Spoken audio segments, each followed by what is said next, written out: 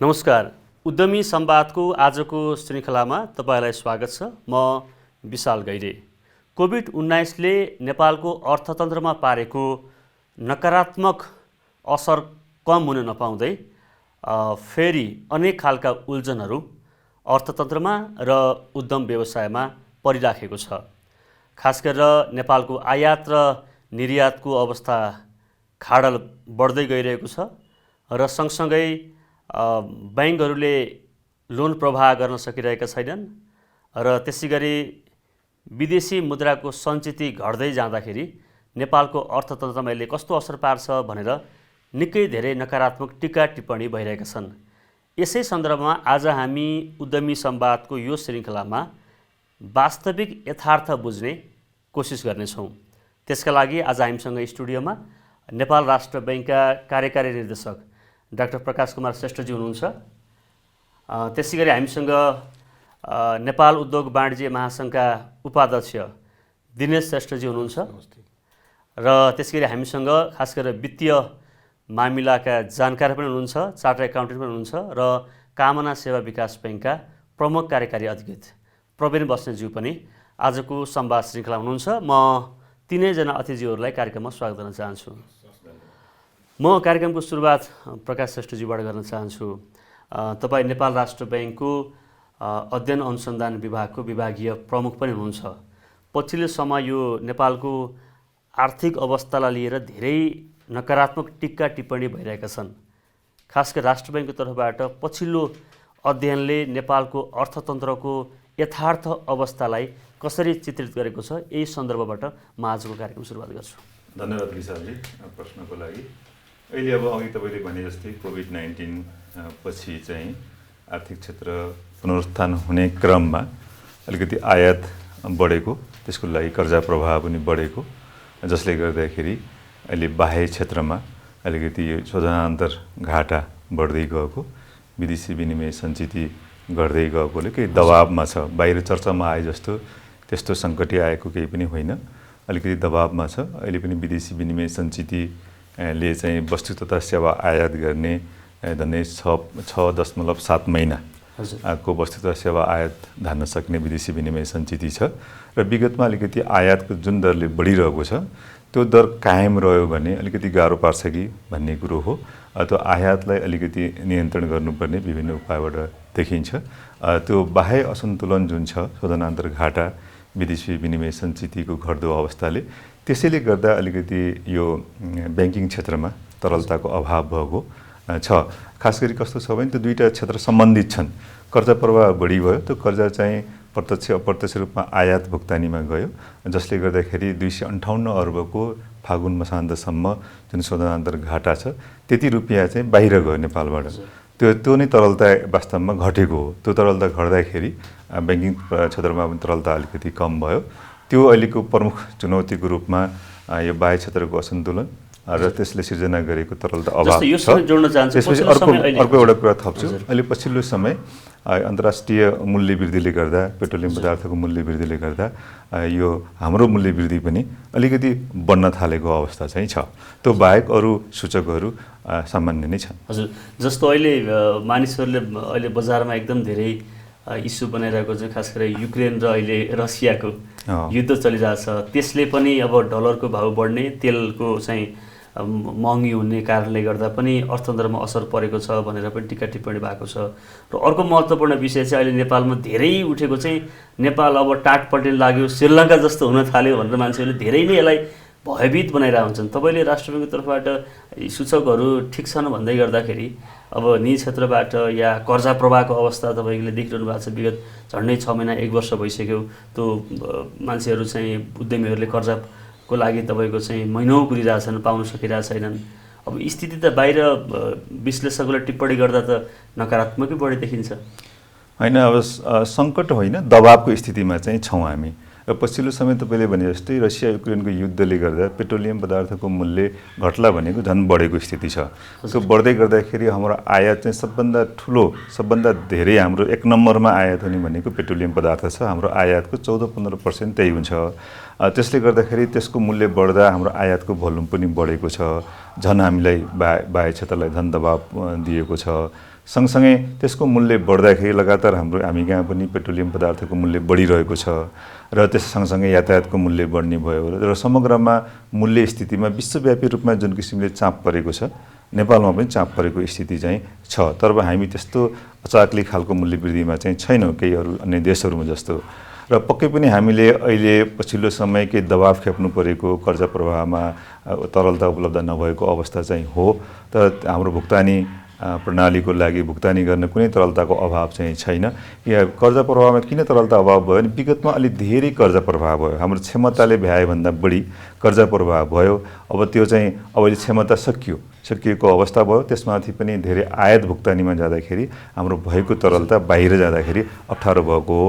तर हामी अलिकति होसियारी अपनायौँ भने केही नीतिगत हामी केही राष्ट्र ब्याङ्कले नेपाल सरकारले लिएको छ र थप केही नीतिगत व्यवस्था गऱ्यौँ भने हामी फेरि सन्तुलनको अवस्थामा आउँछौँ। हस्, धन्यवाद दिन चाहन्छु। म यही प्रसङ्ग हाम्रो डेभलपमेन्ट ब्याङ्कर एसोसिएसनको कोषाध्यक्ष पनि हुनुहुन्छ प्रवीण बस्नेतजीतर्फ जान चाहन्छु। जुन कर्जा प्रवाहको बढी गऱ्यौँ विगतको दिनमा भनेर प्रकाश सरले भन्नुभएको छ, जस्तो हामीले प्रवाह गरेको कर्जा चाहिँ उत्पादनशील भन्दा अनुत्पादक क्षेत्रमा बढी हुने, जसले गर्दा राष्ट्रको अर्थतन्त्रको बढावा चाहिँ त्यो अनुत्पादक क्षेत्रको लगानीले कन्ट्रिब्युसन गर्न नसक्ने, जसले गर्दा तरलता बढ्दै जाने, यही अवस्था हो। प्रोडक्टिभ र अनप्रोडक्टिभ भनेर जुन हामी छुट्याउँछौँ त्यो छुट्याउने प्यारामिटर्सहरूमा पनि केही हदसम्म रिभ्यू गर्नुपर्छ जस्तो मलाई लाग्दछ।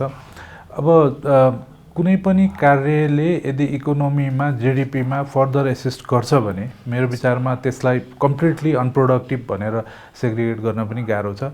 र डेफिनेटली हामीले यदि हाम्रो इम्पोर्टको अवस्था हेरेर हामीले टप इम्पोर्ट्सहरू केमा गरेका छौँ र ती इम्पोर्ट्सहरूलाई कर्टेल गर्नलाई चाहिँ हामीले कुन कुन सेगमेन्ट र सेक्टर्सहरूमा चाहिँ बेसी फोकस गर्नुपर्छ भन्ने किसिमले यदि उत्पादनशील क्षेत्रमा कर्जा प्रवाह त्यसरी च्यानलाइज गऱ्यौँ भने अहिले भर्खरै प्रकाश सरले लामो यसको बारेमा वृत्तान्त बताउनु भयो। जुन ब्यालेन्स अफ पेमेन्टको असन्तुलित ब्यालेन्स अफ पेमेन्ट छ त्यो असन्तुलित ब्यालेन्स अफ पेमेन्टलाई सन्तुलित बनाउनलाई चाहिँ सहयोग गर्दछ।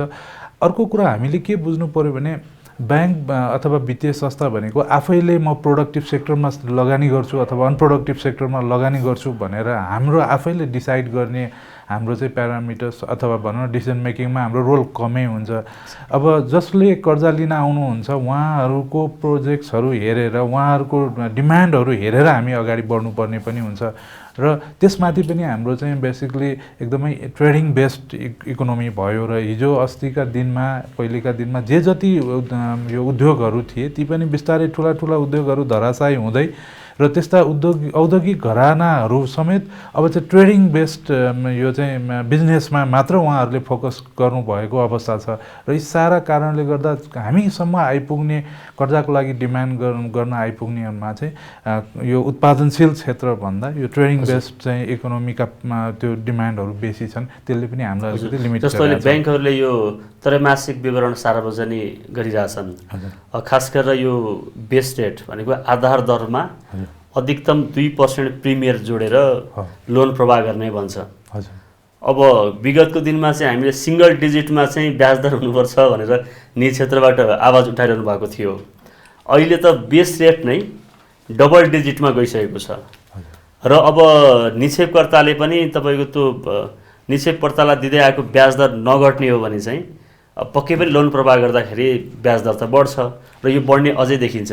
यसले त निजी क्षेत्रको उद्योगिक व्यवसाय अथवा नेपालको उद्यम व्यवसाय फस्टाउन यसले त धेरै नकारात्मक असर पर्ने देखिन्छ। यसलाई कसरी लिनु भएको छ? डेफिनेटली यो पोस्ट कोभिड-19 को रिजोल्युसनको एउटा रिक्वायरमेन्ट भनेको एबन्डेन्ट लिक्विडिटी र लो कस्ट मनी, त्यसको चाहिँ बेसिक प्यारामिटर्सहरू हुनुपर्ने हो र अनफर्चुनेटली अहिले हाम्रो इकोनोमीमा त्यो अवस्था हामीले देखिरहेका छैनौँ र चाहिँ बिस्तारै इन्ट्रेस्ट रेट्सहरू इन्क्रिज हुने ट्रेन्डमा छन्। यो तुरुन्तै रोकिने अवस्था पनि देखिएको छैन। किनभनेदेखि यो बेस रेटमा हाम्रो जुन डिपोजिटको कस्ट अफ डिपोजिटको रिफ्लेक्सन चाहिँ अझै आउन बाँकी नै हुँदाखेरि अझ थप क्रमशः इन्ट्रेस्ट रेट महँगो हुने अवस्था छ र त्यसले गर्दा अगाडि नै यो कोभिड-19ले आक्रान्त धेरै उद्यमी व्यवसायीहरूलाई झन् यो थप ब्याजको भारले चाहिँ अझ अप्ठ्यारो पार्ने स्थिति छ र कुरा त्यहाँसम्म मात्र रोकिँदैन र त्यो फेरि पासन हुँदा कन्ज्युमरसम्म पुग्ने हुँदाखेरि इन्फ्लेसनका इन्डेक्सहरूदेखि लिएर अन्य प्यारामिटर्समा पनि चाप पर्ने देखिन्छ। हस्, धन्यवाद दिन चाहन्छु। म दिनेश श्रेष्ठज्यूतर्फ जान चाहन्छु। अब कुराकानीको सुरुवात समस्याबाटै गरौँ, समस्याकै कुरा गरिरहेछौँ।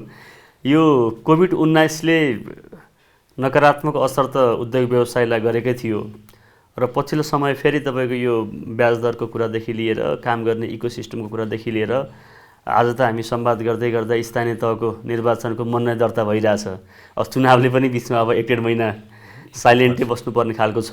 पछिल्लो अवस्थामा यो उद्योगी व्यवसायले कस्ता कस्ता खालका समस्याहरू भोगिरहेका छन् र कस्तो मानसिकताबाट गुजिरहेका छन्, यही प्रसङ्गबाट म तपाईँसँग संवाद सुरु गर्छु। धन्यवाद विशालजी। निजी क्षेत्र कस्तो क्षेत्र भनेदेखि नि कुनै पनि घटना भयो कि सबभन्दा पहिलो इफेक्ट भनेकै नेपालमा निजी क्षेत्रलाई पर्छ। अरू देशमा भने के हुन्छ त भन्दाखेरि सबभन्दा पहिले कुनै घटना घट्यो भने बैंक बिमाहरू धराशयी हुन्छन्, डराउँछन्, उनीहरूलाई समस्या पर्छ। तर नेपालमा जति पनि लोन गएका छन् 99% लोन पिजीबाट जान्छ। त्यस कारणले कुनै पनि घटना, नेपाल भूकम्प भयो, नेपालमा नाकाबन्दी भयो, त्यसपछि पनि अहिले यो जुन कोभिडले करिब करिब तपाईँको 4 महिना गएको सालमा काम के पनि भन्दा इकोनोमिक एक्टिभिटी बन्द भयो। त्यो बन्द हुँदाखेरि त्यसले के गर्यो त भन्दा त्यति बेलाको खर्चको पोर्सन हामी निजी क्षेत्रले तिर्नै पर्यो। जस्तो तलब भन्नुहोस्, बैंकको ब्याज भन्नुहोस्, अनि बहाल भन्नुहोस्, यो जम्मै कुरा हामीले तिर्नै पर्यो।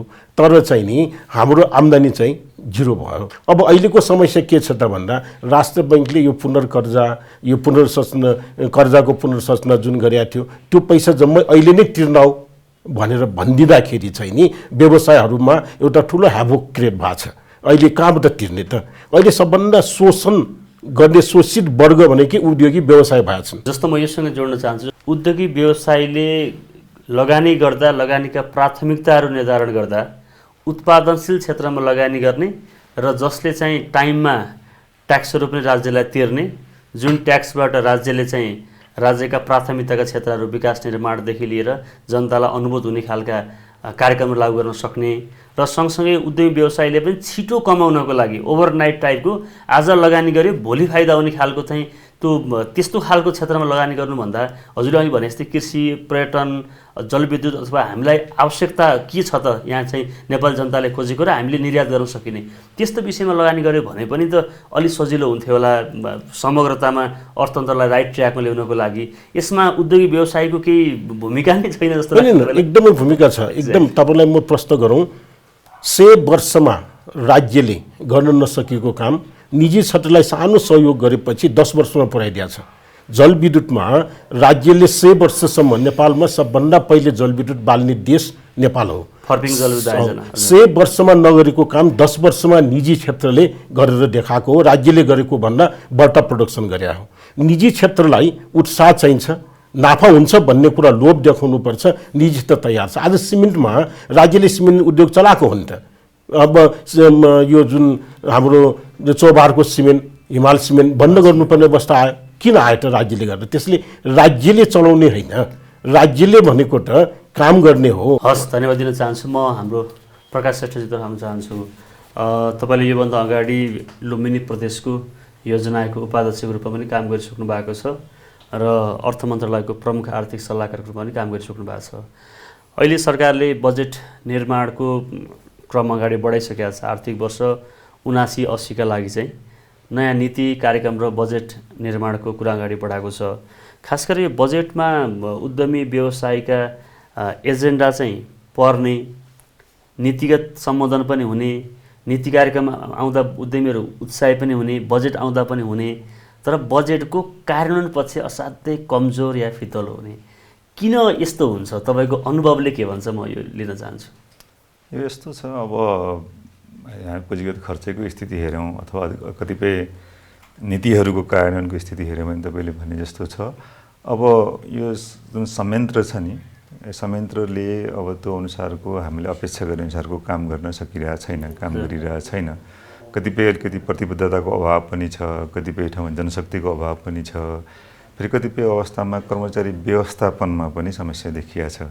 कस्तो भने एकदमै हाई रोटेसन हुन्छ, सरुवा हुन्छ, अनि भइसकेपछि त्यो मान्छेले कुनै पनि ठाउँको क्षेत्रको अथवा त्यो आफ्नो पदको कामको बारेमा राम्रो ज्ञान हासिल गर्न पाउँदैन, किनभने एक ठाउँबाट अर्को ठाउँमा गइरहनुपर्छ, जानकारी लिँदा सिक्दा नै ठिक्क हुने स्थिति छ र बढी प्रशासनिक काममा हुने। अनि यो pro public, pro development, pro यो होइन इन्डस्ट्रीको सन्दर्भमा अलिक कमी कमजोरी भएको पाउँछौँ र कतिपय ठाउँमा जनशक्तिको अभाव पनि छ, पर्याप्त मात्रामा आवश्यकता अनुसार नहुने, अनि धेरै ब्युरोक्रेटिक एउटा किसिमको प्रक्रिया हुँदाखेरि अनि एउटा समय होइन प्रक्रिया हुन्छ, विभिन्न तहगत हुन्छ, एकजना मान्छे भएन भने त्यहाँ 4-5 जना मान्छे भए पनि काम नहुने स्थिति हुन्छ, किनभने त्यो संरचना नै हाम्रो किसिमको निर्णय प्रक्रिया नै विभिन्न तहगत रूपमा जाने हुन्छ। त्यसले गर्दाखेरि बजेट कार्यान्वयनमा जति हामीले अपेक्षा गरे अनुसारको कार्यान्वयन हुन सकिरहेको चाहिँ छैन।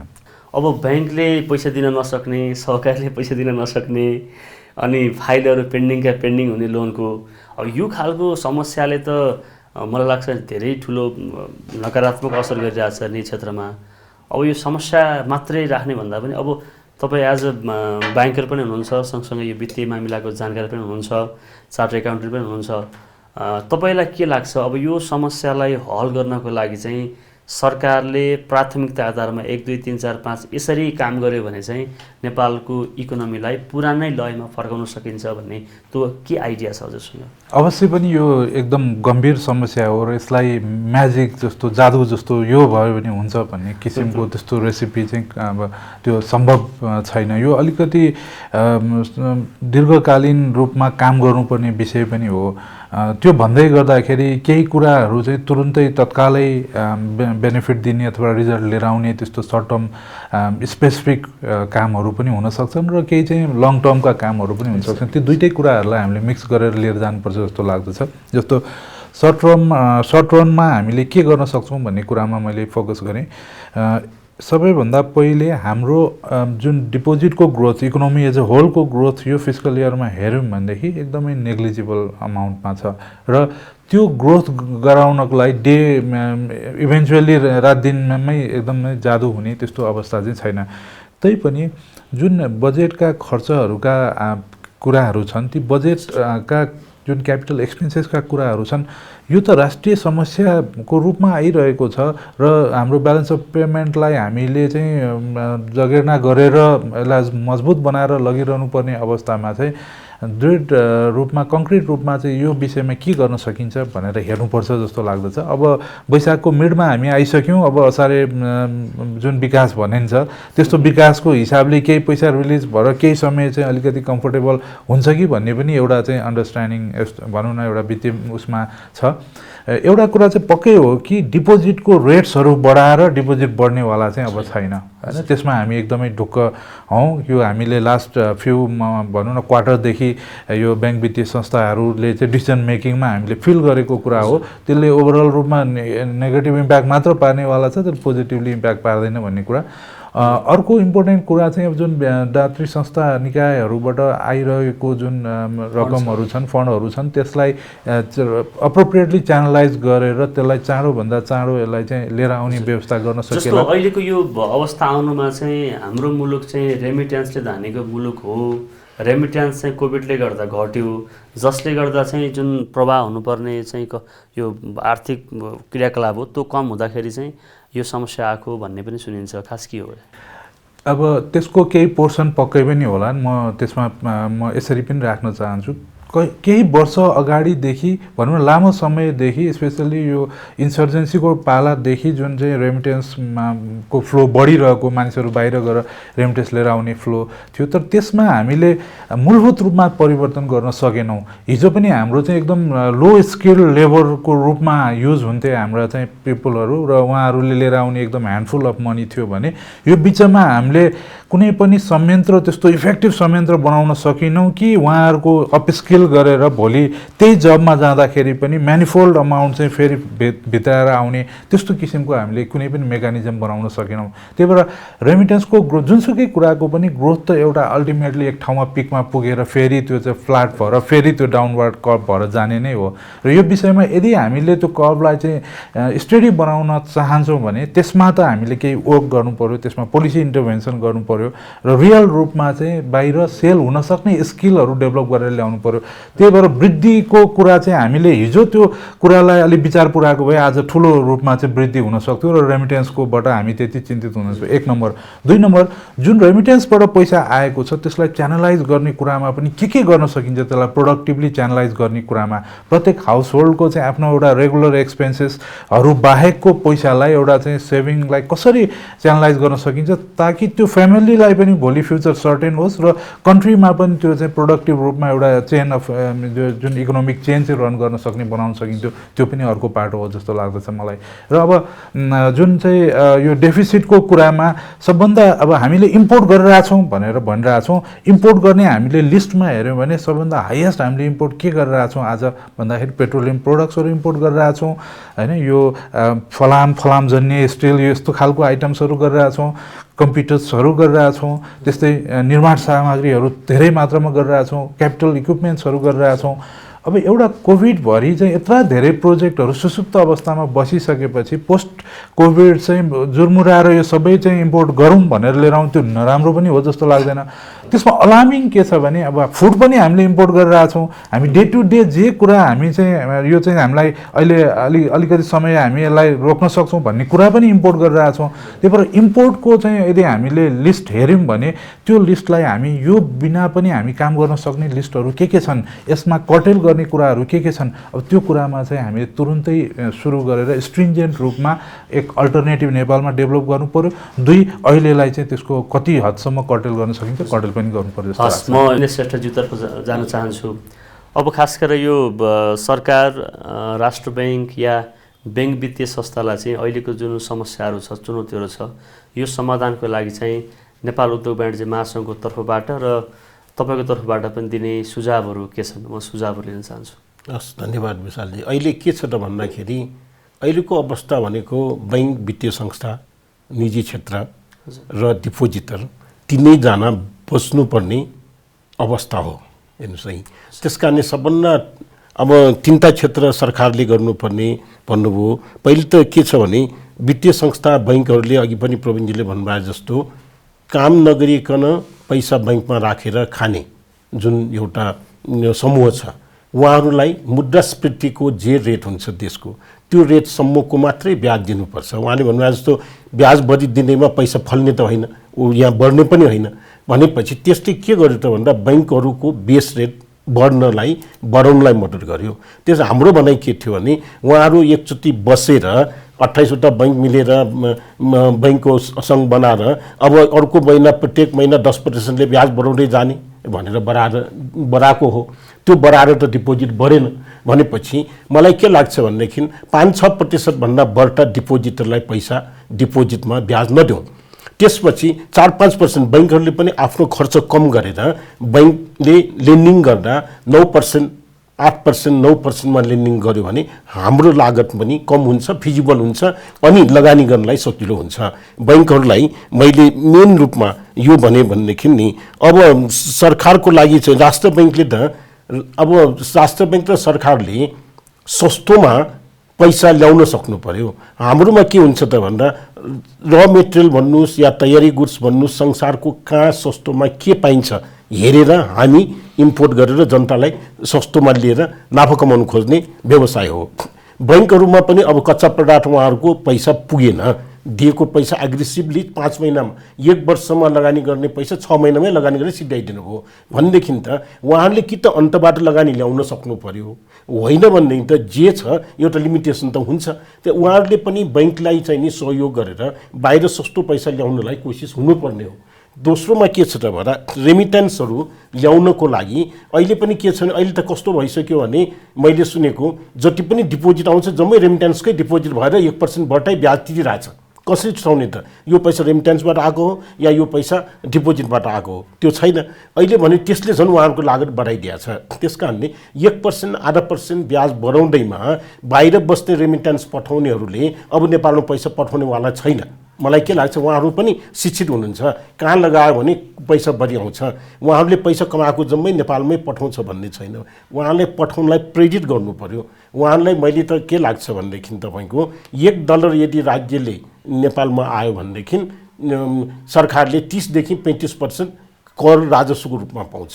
2-4% उहाँहरूलाई बढी दियो भनेदेखि, सरकारले दिने सुविधाहरू फ्री अफ कस्ट दिइदियो भने या सुविधा दिनु पर्यो भनेदेखि सरकारका पैसा पठाएको कागज हेर्नुपर्छ भनिदियो भनेदेखि चाहिँ नि पैसा रेमिट्यान्स आउन सक्छ। हेर्नुहोस् है, तेस्रोमा चाहिँ सरकारले एउटा त सरकारले चाहिँ नि खर्च बढाउनु पर्यो। अहिलेको अवस्थामा अब हामी खर्च बढाउने भनेर संविधानले जेठको 15 गते बजेट निकाल्नै पर्छ भनेको छ, तैपनि खर्चको हालत हेर्ने हो भने त्यही हो। एकजना कर्मचारीलाई खुसी बढ्न नसकेपछि हामीले भुक्तानी पाउँदैनौँ भनेपछि त्यो कर्मचारीले हटाउन सक्दैन।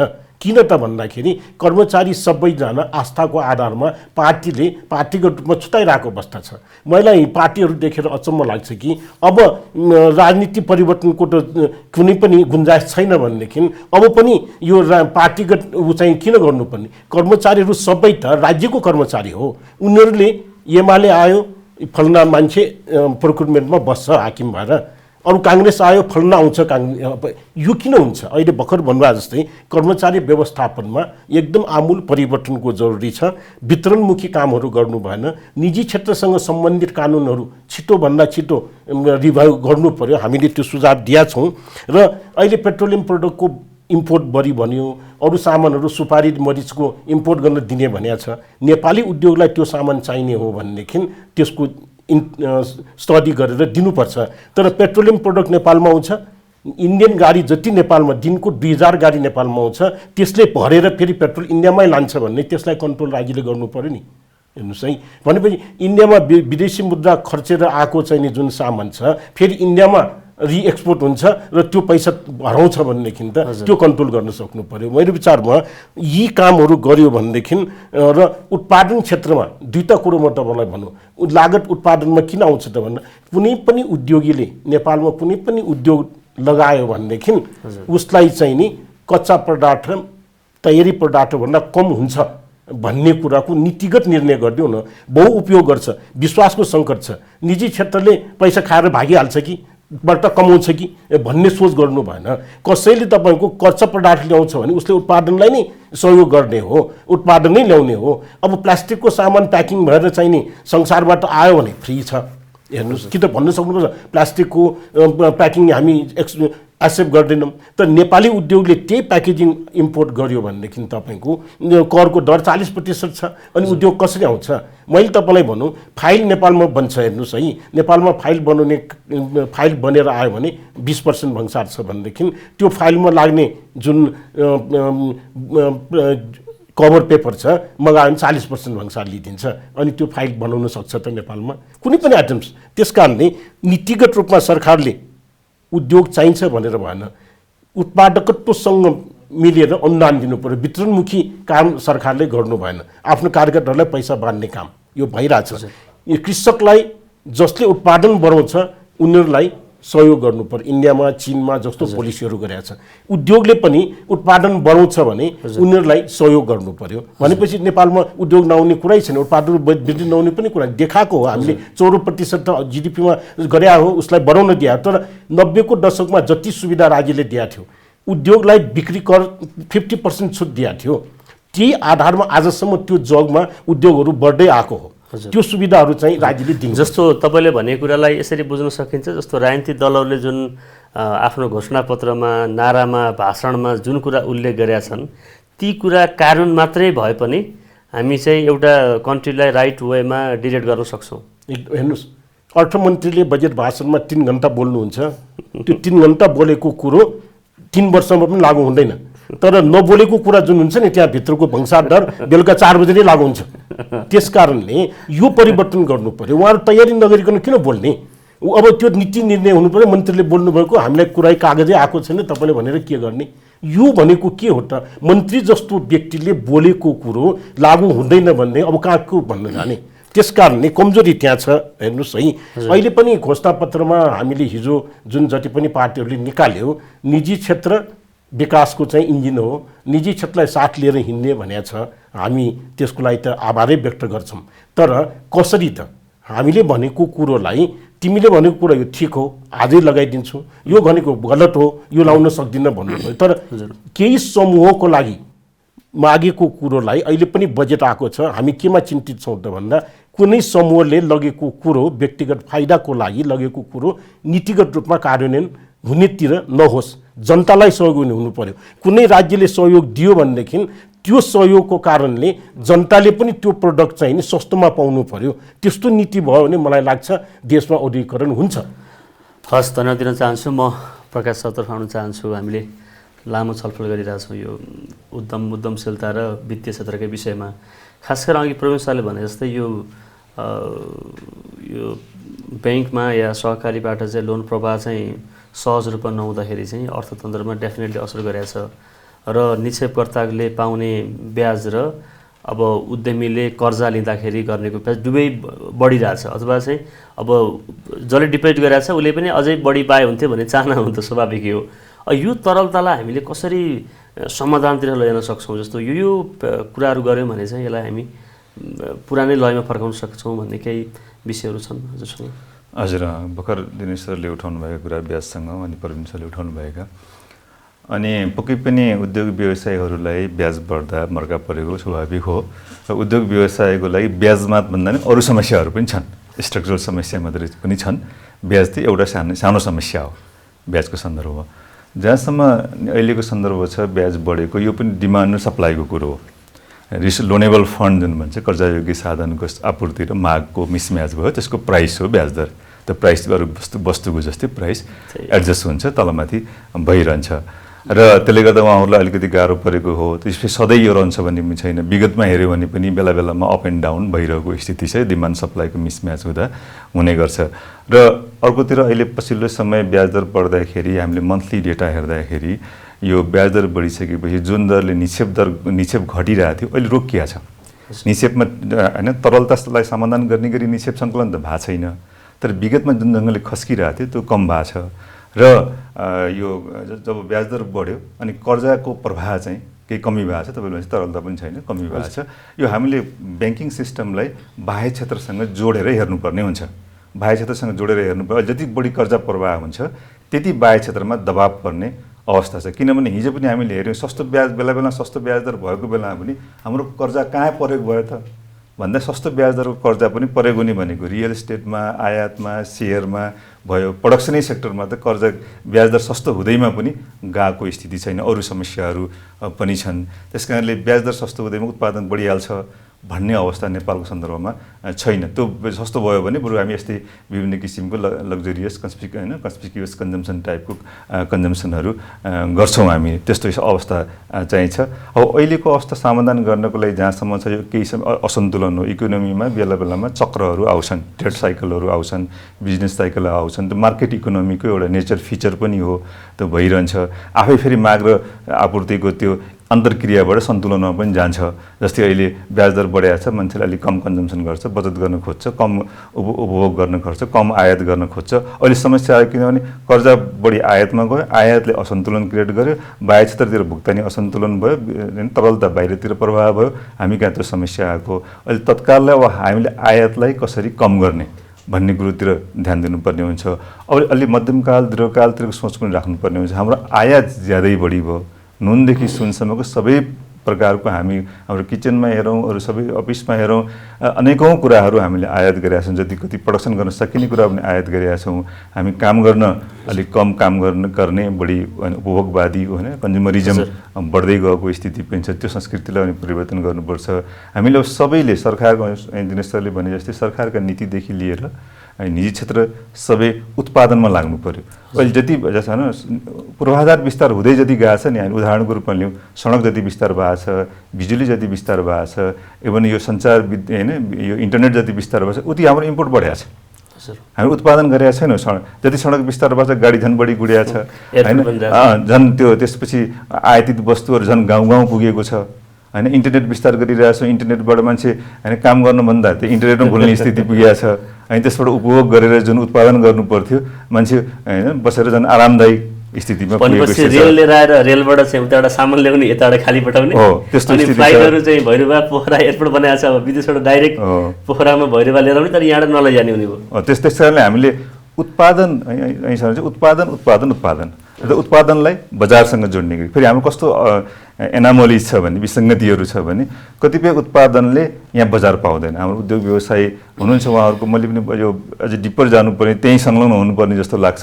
कतिपय हाम्रो यहाँको उत्पादनले बजार पाउँदैन, छिमेकी देशको उत्पादन सिधै बजारमा आउँछ। हाम्रो व्यवसायीहरूमा पनि त्यो अब के हो त्यहाँ केही लिङ्केज छ, कनेक्सन छ होइन। हाम्रो होइन केही कृषकहरूले केही उत्पादन गर्नुहुन्छ उहाँहरूको बिक्री हुँदैन तर त्यही कुरा बाहिरबाट आउँछ, बाहिरबाट आइरहन्छ सिधै बजारमा। यी कुराहरू पनि अलिकति छन् एनामोलिजहरू, त्यसलाई होइन सुधार गर्दै हामी चाहिँ वास्तवमा उत्पादन बजार गरेर जति सक्यो हामी निर्यात बढाउने र आयात प्रतिस्थापन गर्न सक्छौँ त्यति नै यो अहिलेको जस्तो समस्या जुन तरलता अभावको समस्या, भुक्तान असन्तुलनको समस्या, विदेशी विनिमय चाप परेको समस्या समाधान हुँदै जान्छ। अब अहिले तत्काललाई होइन अघि भने जस्तै विप्रेषण अलिकति बढाएर हुन्छ कि वैदेशिक सहयोग अलि बढी ल्याएर हुन्छ कि विदेशी लगानी अलि बढाएर हुन्छ कि तत्काललाई त्यो समाधान गर्न सकिन्छ। त्यो चाहिँ हामीले कतिपय भन्छौँ विदेशी ऋण ल्याएर तत्काल समाधान गर्न सकिन्छ कि भन्ने पनि तत्काललाई हुन्छ। तर यदि विदेशी ऋण चाहिँ उत्पादन र निर्यात गर्ने गरी प्रयोग भएन भने भोलि फेरि त्यही विदेशी ऋण हामीलाई भार हुन जान्छ, भार हुन जान्छ। त्यस कारण निजी क्षेत्रले ल्याओस्, सरकारले ल्याओस्, विदेशी ऋण चाहिँ उत्पादनमा प्रयोग गर्ने गरी त्यसमा पनि निर्यात प्रवर्धन गर्ने गरी आयात प्रतिस्थापन गर्ने गरी प्रयोग गर्न सक्यो भने हाम्रो दिगो हुन्छ। यस्तो समस्याहरू सन्तुलित रूपमा जान्छ। नत्र भने हामी अलिकति आर्थिक विस्तार गर्न खोज्यौँ, आर्थिक वृद्धि गर्न खोज्यौँ र भने आयात बढिहाल्छ। अब सबै होइन आयात बढ्दा बित्तिकै हाम्रो त्यसलाई खाम्न सक्ने स्रोत हुँदैन। रिसोर्स ग्यापको कुरो पनि हो। हामीसँग जुन स्रोत छ त्यसलाई चाहिँ सही ठाउँमा उत्पादनशील क्षेत्रमा प्रयोग गर्नु हो। हामी होइन हामी विकासशील देश हौँ, हामीसँग पुँजीको स्रोत होइन फलाफल छैन, अभाव छ। त्यो पुँजीको मूल्य त्यसको अभाव भएको हुनाले त्यसको मूल्य अलिक बढी हुन्छ। हस्, म योसँगै यो बजेट कार्यान्वयनको विषयलाई नै जोड्न चाहन्छु। जस्तो अन्तर मन्त्रालय समन्वय नहुने कुरा अथवा चाहिँ राष्ट्र ब्याङ्क र अर्थ मन्त्रालय बिच चाहिँको सम्बन्ध चाहिँ स्वस्थ नहुँदा पनि बेला बेलामा समस्याहरू आउँछ होइन। त्यो त कार्यगत रूपमा सम्बन्ध भइरहेकै हुन्छ होइन, विभिन्न किसिमको सेयरिङ भइरहेकै हुन्छ। अब त्यस्तो सम्बन्धै नहुने भन्ने हुँदैन। अब जस्तै अर्थ मन्त्रालयमा बजेट निर्माणको बेला होस् होइन, जस्तै विभिन्न हाम्रो राष्ट्र ब्याङ्कको स्टाफहरू त्यहाँ गएर काम गरिरहनु भएको हुन्छ, हामीले इन्फर्मेसन दिइरहेको हुन्छौँ, हामीले सुझावहरू दिइरहेको हुन्छौँ। हामीले अर्थ मन्त्रालयलाई पूर्व बजेटकालीन सर्वेक्षण भनेर नेपाल राष्ट्र ब्याङ्कले पेस गर्ने गर्छ। त्यो नहुने भन्ने हुँदैन। माथिल्लो तहमा कहिलेकाहीँ अलिकति तलमाथि हुने आफ्नो ठाउँमा छन्, त्यो जीवन्तमा होइन केही टसलहरू हुने। तर त्यस्तो कार्यगत रूपमा त्यस्तो सम्बन्ध चाहिँ छैन। हस्, हामी अब कार्यक्रमको अन्त्यतिर पनि छौँ। यति बेला नेपाल टेलिभिजन हेर्दा बस्ने दर्शकहरूलाई भन्नै पर्ने छुटेको केही विषय छ भने राख्न हामी गर्छौँ।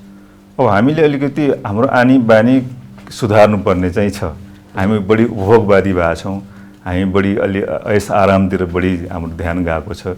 हामी उत्पादन मेहनत होइन गर्न चाहिँ अलि प्रेरित हुनुपर्ने छ। हाम्रो जति पुर्खाहरूले जति दुःख गरिरहेको थिए त्यो किसिमको दुःख हामीले अलि गर्ने बानी चाहिँ हट्दै गएको होइन। फेसबुक हेऱ्यो, युट्युब हेऱ्यो, बाहिरको विश्वको स्थिति हेऱ्यो अनि त्यसैको लहलैमा लाग्ने स्थिति छ।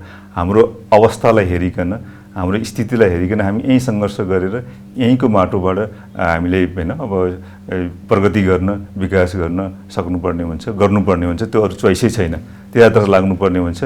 सबै कुरा बाहिरको नक्कल गरेर पनि हुँदैन र बाहिरको नक्कल अझ उपभोगमा त बाहिरको नक्कल गर्नै भएन। हाम्रो यथास्थिति होइन घाँटी हिँडेर हाड निल्ने भने जस्तै हाम्रो अवस्था हेरिकन हामीले गर्नुपर्छ जस्तो लाग्छ। हजुर, हस्, धन्यवाद दिन चाहन्छु। म दिनेश श्रेष्ठजीतर्फ आउन चाहन्छु। अहिलेको यो चुनौतीलाई सामना गरिरहेका उद्यमीहरूलाई यो उद्यमी संवाद मार्फत के भन्न चाहनुहुन्छ? म एक दुईवटा कुरा थपौँ। अहिलेको उद्योगीहरूलाई त अब उद्योगहरूले काम गर्नलाई खोज्छन् पनि, नखोज्ने कुरै छैन। केही न केही गरौँ भनेरै लाग्यो उद्योग चलाउने भनेपछि।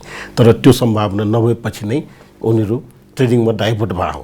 हेर्नुहोस् है, पहिले एक दुईवटा कुरो के छ भन्दा जुन प्रकाश सरले भन्नुभयो जस्तो अब उहाँहरू जस्तो त म विज्ञ पनि होइन, अर्थशास्त्री पनि होइन, तर के भनेदेखि इकोनोमिकमा एउटा सिद्धान्तको कुरा गरेर remaining all the thing same भन्छ नि, त्यसले जम्मै माथि तर जम्मै काटिदिन्छ भन्थ्यो। हेर्नुहोस् है, किनभने बैङ्क भनेको एउटा विशेष प्रकारको व्यवसाय हो, निजी क्षेत्रकै व्यवसाय हो। त्यसमा डिमान्ड र सप्लाईले मात्र त्यसलाई इफेक्ट पार्ने होइन। हेर्नुहोस् है, यसले त के छ भने यो ब्याज बढ्नुमा राष्ट्र बैङ्कले प्रत्येक महिना 10% ब्याज बढाएर ब्याज बढाऊ, डिपोजिट बढ्छ भनिदिनु भयो, बढेन। अब अहिले 10% पुगेपछि 11% पुगेपछि बल्ल अब उहाँहरू आफै सल्लाह गरेर नबढाउने भन्नुभयो। भोलि 5% गरेर कसले घरमा पैसा राख्दैन। हेर्नुहोस् है, यो जानाजानी गरेको काम हो। 5% यदि डिपोजिटरलाई पायो, डिपोजिटर पनि खुसी हुन्छ। 5% 6% डिपोजिटले पायो, 3 महिनाको डिपोजिटलाई डिपोजिट भनिदिएको छ। डिपोजिटले के गर्छ, 3 महिना एउटा बैङ्कमा राख्यो, अर्को बैङ्कबाट दियो भने म ल्याउँछु भन्यो, 3 महिना डिपोजिट राख्यो। सरकारी कर जुन सरकारको काम गर्ने भन्नेको पैसाहरू जुन छन् नि, त्यो पनि डिपोजिट राखेर ब्याज खाएर डिभिडेन्ड बाँडिरहेछ। नगरपालिकाले पैसा 10 अरब रुपियाँ राखेर ब्याज खान्छ भने त्यो कर डाटाको पैसा त यदि कर खर्च गर्न सकेन भने त्यो कर डाटालाई फिर्ता दिनुपर्छ अरू देशमा, अनि खोइ त नेपालमा। भनेपछि सरकारले के गर्नुपर्छ त भन्दाखेरि उठाएको करको 10% भन्दा बढ्ता चालु खर्च गर्न पाइँदैन भनिदियोस् न। अहिले कर तिर्नलाई जनता हतोत्साही छैन। स्थानीय निकायले तपाईँको यहाँ भक्तपुरमा हेर्नुहोस्, सडक वारी व्यवसाय दर्ता 2000 रुपियाँ वर्षको लिन्छ, सडक पारी 5000 रुपियाँ लिन्छ। त्यो चोरी, त्यो ठगी, त्यो होइन र जनप्रतिनिधिहरूले गरेको। भनेपछि यी कुराहरूले हामी हतोत्साही भएको छौँ। हेर्नुहोस् है, अब अहिलेको अवस्थामा मलाई के लाग्छ भनेदेखि सजिलो पैसा आउने भइसकेपछि दुःख गर्न चाहँदैन मान्छेहरू। हेर्नुहोस् है, त्यो कुरोलाई बन्द गर्नु पर्यो। जो राजनीतिक आस्थासँग नजिक छन्, जो कुनै पोलिसी डाटा गर्नेसँग नजिक छन्, उनीहरू पैसा कमाउँछन्, अनि चाहिँ नि समस्या हुन्छ। अहिलेको के छ भने देशमा रेमिटेन्स आफ्नो बच्चालाई काम गर्नलाई बाहिर पठाउन सकेन भनेदेखि त्यो आमा बाबुलाई एउटा इन्फेरिटी कम्प्लेक्स हुने अवस्था, त्यो रेमिटेन्स कल्चर गाउँ गाउँमा डेभलप भयो, त्यसलाई तोड्नु पर्यो। अब सहरको विद्यार्थी बच्चाहरू के छ, बाहिर पढ्न जाने, बाहिर काम खोज्न जान पठाउनु परे सकेन भनेदेखि आमा बाउलाई नैराश्य हुने भयो। त्यस कारणले यी कुराहरूलाई सम्बोधन गर्नुपर्छ जस्तो लाग्छ। नेपालीको उद्यमी व्यवसायहरू मलाई लाग्छ नयाँ काम गर्नलाई एकदम तयार छन्। यहाँ चाहिँ तपाईँको हामीसँग 3 करोड दिमाग छ। त्यो दिमागै हाम्रो सबभन्दा ठुलो चाहिँ नि एउटा रिसोर्स हो। त्यसलाई एक्सप्लोइट गर्नु पर्यो। सर्भिस सेक्टरमा हामीले शिक्षा स्वास्थ्यलाई निजी क्षेत्रमा दिएका छौँ भने त्यसमा हामीले कसले एक्सप्लोइट गर्न सक्छौँ। आज हेर्नुहोस्, इन्डियामा प्रत्येक टोलमा मेडिकल कलेज खोलेर प्राइभेट सेक्टरलाई काम गर्न दिएको छ भनेपछि नेपालमा त्यो सम्भावना थियो, तर एउटा व्यक्तिले गर्दा त्यो सम्भावनालाई बन्द गराइदियो। भनेपछि नेपाल कहाँ जाँदैछ त, के गर्दैछ त? एउटा निर्णय गरिसकेपछि यो राज्यको निर्णय हो, जम्मै पार्टी बसोस्। आजसम्म प्रतिपक्ष पार्टीले जुन सत्तामा बसेको पार्टीले यो राम्रो काम गर्यो भनेर प्रेज गर्ने कहिले पनि भएको छैन। समय र संवादको लागि तिनैजना अतिथिज्यूहरूलाई धन्यवाद दिन चाहन्छु। आजको उद्यमी संवादमा हामीले नेपालको पछिल्लो आर्थिक अवस्था, उद्यमी व्यवसायले भोग्दै आएका चुनौती र भावी रोडम्यापका विषयमा संवाद गऱ्यौँ। आजको संवाद श्रृङ्खला तपाईँलाई कस्तो लाग्यो? सल्लाह सुझाव र प्रतिक्रियाका लागि स्क्रिनमा दिएको इमेल र फोनमा सम्पर्क गर्न सक्नुहुन्छ। तपाईँ यो कार्यक्रम विशाल मिडिया ग्रुप र नेपालबिजनेस.com को फेसबुक पेज, ट्विटर र इन्स्टाग्राममा गएर खोज्न र हेर्न सक्नुहुन्छ। आजको संवाद यति नै। अर्को हप्ता अर्को कुनै नयाँ विषयका साथ आउनेछौँ। तबसम्मका लागि बिदा दिनुहोस्। तपाईँको यो साता शुभ रहोस्। नमस्कार।